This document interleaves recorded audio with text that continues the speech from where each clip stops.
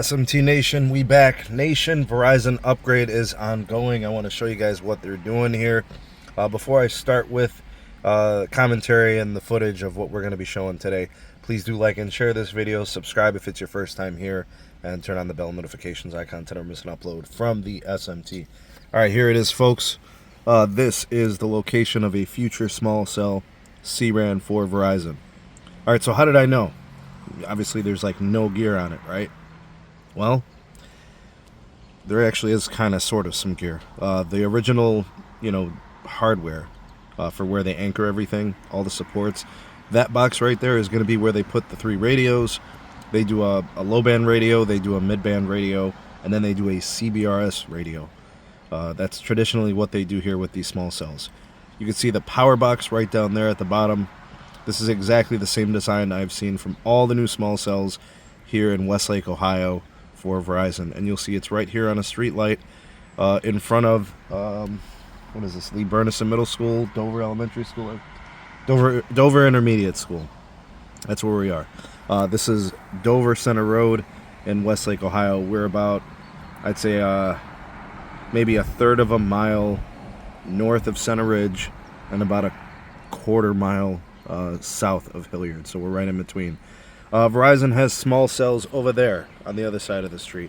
Verizon has small cells over there on the other side of the street on Hilliard, and now they're putting small cells here to crush weak signal areas and slow performing data networks. So I want to show you guys here. We're just going to be testing on the 5G side of the network. This is iPhone 14 Pro Max.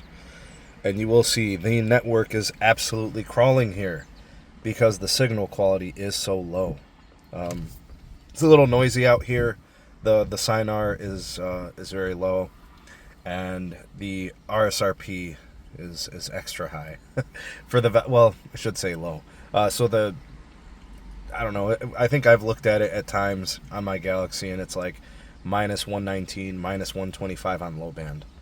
Right, for the RSRP, so definitely not a good quality signal. You'll see here on the 5G side of the network, let me go ahead and zoom in for you guys, 62 ping, 21 jitter, loaded latencies through the roof, 742 and 4200 respectively.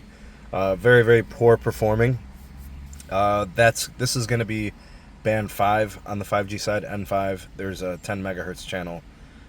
That's basically it, and it's not even a strong signal, right? So definitely a problem for sure. What else to say here? This upgrade should bring some really nice throughput. It'll fix all this that's going on. Calling isn't really impacted by this weak calling area, or excuse me, this weak signal area. The calling still works. Video calls are damn near impossible. It's not going to hold. It's going to be really weak. This school probably has no signal in there for Verizon, but they definitely will now, which is great. All right, 4 down and less than 1 up on this test. Yeah, it's just not a good performer. Let me do something for you guys here. What I'm going to do is I'm going to go ahead and switch to the LTE side just to see if it's any better, because for those of you that have followed the channel and you've been kind of seeing how I do things and how I test all parts of the network, I like to test 5G and also LTE. You never know when things could be a little different on that. Maybe there's a better signal, so it actually makes more sense to switch over to LTE if you're just trying to get some kind of usable data. I mean, I'm sure you could watch video on that 5G network, but I mean, you might get some buffering. It's not going to be great.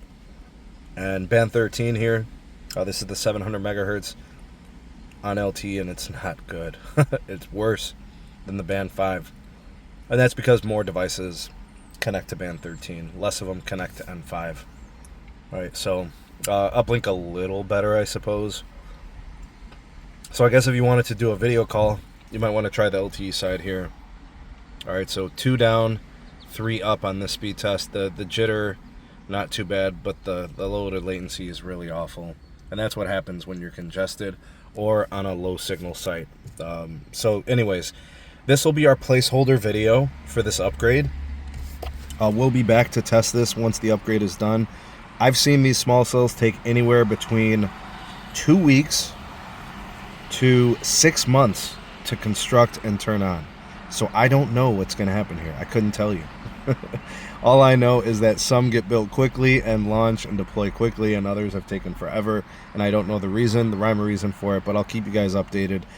This will crush a weak area here in Westlake, Ohio, and there's not many left. They've pretty much done everything they've needed to do to make the network bulletproof. Verizon doing the most in the Cleveland area currently. AT&T is pretty modern, and they perform pretty well. T-Mobile's very fast here too, but nobody dedicated to the grind, the densification, the fiber circuits, the CRan, the small cells. Verizon really focusing on densification. Very impressive stuff. I'll be sure to test it once it's upgraded, guys. Stay tuned for that video, that follow-up, but we'll see you guys soon. Take care, and peace.